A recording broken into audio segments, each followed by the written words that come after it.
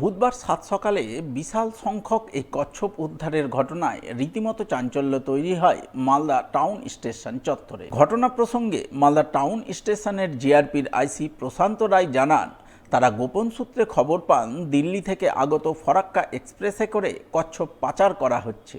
সেই খবরের ভিত্তিতে ট্রেনটি বুধবার সকাল 9:50 মালদা টাউন স্টেশনে ঢোকা মাত্রই তারা ট্রেনে তল্লাশি অভিযান শুরু করেন।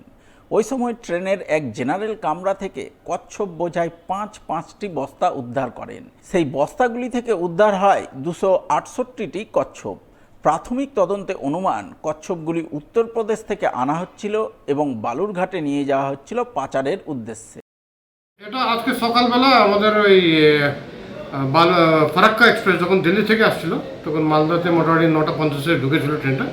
তখন আমরা সার্চ করেছিলাম, তখন জেনারেল কম্পার্টমেন্টে 5টা বস্তা পাই।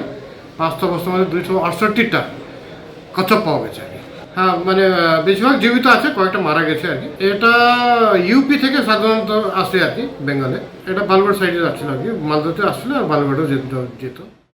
মালদা টাউন স্টেশনে ফরাক্কা এক্সপ্রেস থেকে 268টি কচ্ছপ উদ্ধারের পরপরই জিআরপির পক্ষ থেকে খবর দেওয়া হয় মালদা বন দপ্তরে। সেই খবর পেয়ে স্টেশনে ছুটে যান মালদা ডিভিশনের ফরেস্ট বিট অফিসার প্রদীপ গোস্বামী।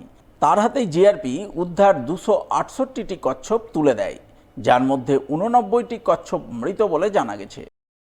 জিআরপির আইসি সাহেব ফোন করেছিলেন জিআরপিএসের যে আজকে মোট এতগুলো কচ্ছপ ওনারা উদ্ধার করেছেন।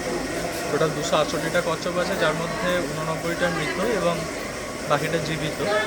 তো আমাদেরকে যা প্রসিডিওর আছে সেই অনুযায়ী আমরা ওনাদের কাছ থেকে টেক ওভার করছি। টেক ওভার করার পরে আমরা কোর্টের কাছ থেকে নির্দেশ নেবো এবং কোর্টের অনুমতি নেওয়ার পরে আমরা এটাকে নিজ নিজ বাসস্থানে আমরা ছেড়ে দেবো যে জীবিত কচ্ছপগুলোকে, এবং যে কচ্ছপগুলো মৃত আছে সেগুলোকে আমরা প্রসিডিওর মেনে যেরকমভাবে ডিসপোজ অফ করা হয় আমাদের ওয়াইল্ড লাইফ শিডিউল মেনে আমরা সেরকমভাবে। এগুলো ইন্ডিয়ান সফট-শেল টার্টেল আছে, এগুলো শিডিউল 1-এর অন্তর্ভুক্ত প্রাণী, যার জন্য এদের প্রতি একটা রেস্ট্রিকশন অনেক বেশি।